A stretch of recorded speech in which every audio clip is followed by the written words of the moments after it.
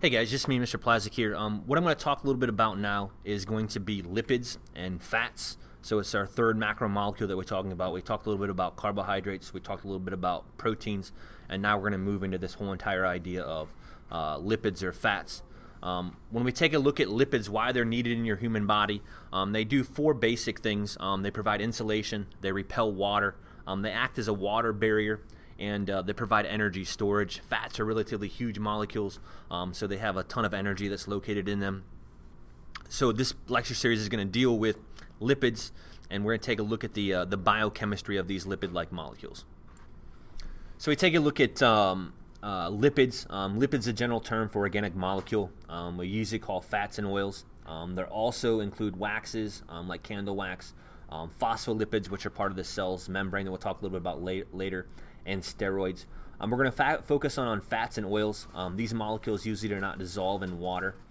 We use the term fats, tend to be solid at room temperature, and then oils tend to be more liquid based when we take a look at them. Some examples of fats that we find, like if we take a look in any of your animal products, meats, things like that, are going to contain fats that are inside them. So if I take a look at like chicken skin, it's going to have fat in it. Your steak is going to have fat that's going to be embedded in it. But any of your animal products are going to have fat that's going to be embedded in it when we take a look at it. The important functions that we talked a little bit about as far as lipids are concerned is insulation. They help keep you warm. Is basically what they do. We take a look at a whale. Whale living in very cold water has a ton of blubber that's associated with it to help keep it warm. We have fat inside of our bodies. Babies have a particular type of fat that's called brown fat. Your brown fat's gone away from you, but the brown fat helps keep you insulated when you're a baby. You still have fat inside of you as well. That's also doing that insulation as well. It's also going to help protect you if you think about the fat that's surrounding your abdominal pelvic cavity and protecting those particular organs itself. It's going to repel water. It also acts as a water barrier, and it also serves as energy storage when we take a look at it. So we take a look at fats and oils. They're typically triglycerides. What would you guess the tri part of the word means? That's pretty easy, guys. The answer to that is 3. Actually, a triglyceride is composed of 2 main parts.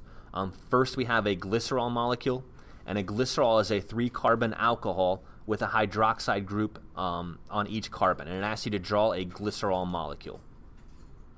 So in order to draw this glycerol molecule, we said it's a 3-carbon alcohol. So there's going to be a carbon here, bonded to a carbon, bonded to a carbon. And there has to be an OH group that's over here, an OH group that's here, an OH group that's here. I'm going to run out of space here. This is an OH group here. We're going to have a hydrogen that's going to come here, here, here, here, and here. So that's the basics of what a glycerol molecule is going to take a look at. So the next thing that a triglyceride is composed of is fatty acids. So it's 1 glycerol and 3 fatty acids when we take a look at a triglyceride. This is asking you, it says fatty acids are easy. They're long hydrocarbon chains with a carboxyl group on the end. That's why they're fatty acids. It says to draw a fatty acid with 2 carbons. We're going to take a look at. So here it's asking me to draw. It says remember that a triglyceride is 3 fatty acids. Fatty acids are easy. They're long hydrocarbon chains with a carboxyl group at an end. That's why they're fatty acids. It says draw a fatty acid with 2 carbons when we take a look at it. So to draw this particular fatty acid, switch this paper right here. It's going to look something like this. So I'm going to have my carbon bonded to a carbon. That's going to be here. Scratch this real quick. So it's going to be a carbon bonded to a carbon, and then at the end here I'm going to have a carboxyl group. This is making it a fatty acid, so my C to the double bond to the O to the H.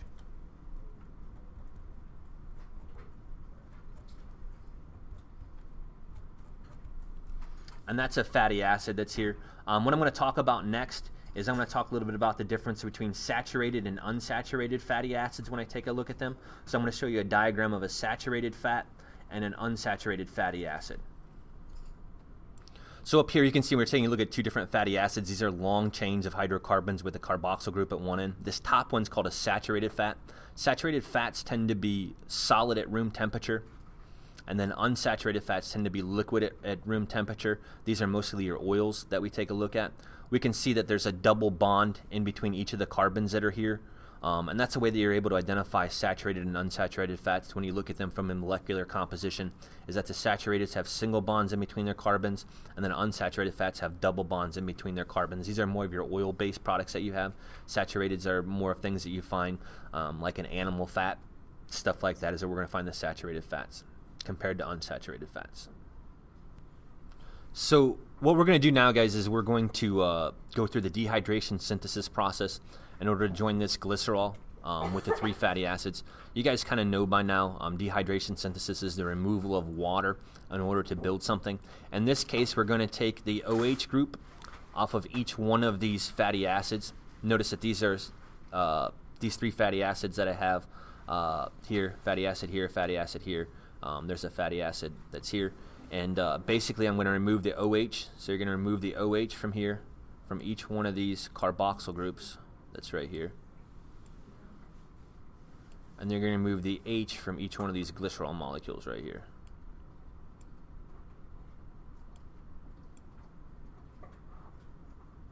And now this O is going to bind with this C here. And you can see this over here, where this O is binding with the C right here. And that's the dehydration synthesis reaction in order to build a triglyceride molecule. You can see we remove three water molecules. So you remove another water right here. There's the other water that's going to get removed, and then this is going to be the other water that's going to be removed right here. So those are the three water molecules that are going to be removed from this in order to build this this triglyceride. So you take one glycerol plus three fatty acids and you join them together through dehydration synthesis, and this makes a triglyceride.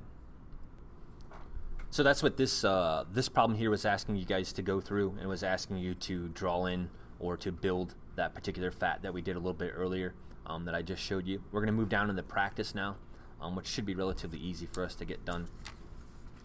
How do lipids compare to carbohydrates in energy storage capacity? They have more energy. So they have more energy.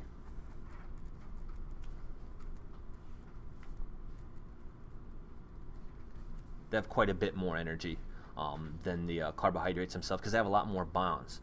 Now this question can be answered one of two ways. Fats are, we take a look at oils, they are liquid at room temperature, and fats are solid at room temperature. We could also say are saturated or unsaturated fats. So unsaturated fats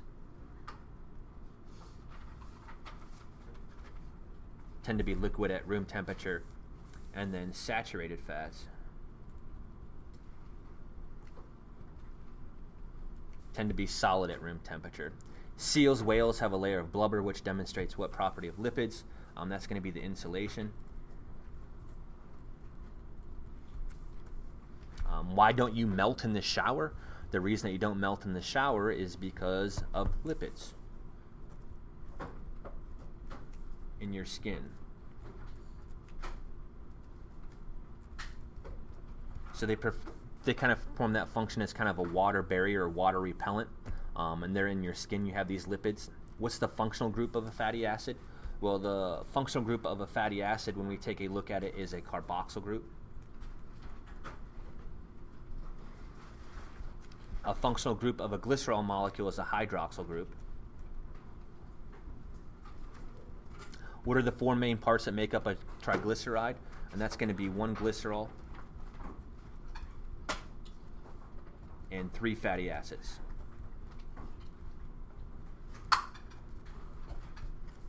So one glycerol and three fatty acids, that's what's going to make up a triglyceride. The chemical process used to combine a glycerol with three fatty acids, that's our dehydration synthesis.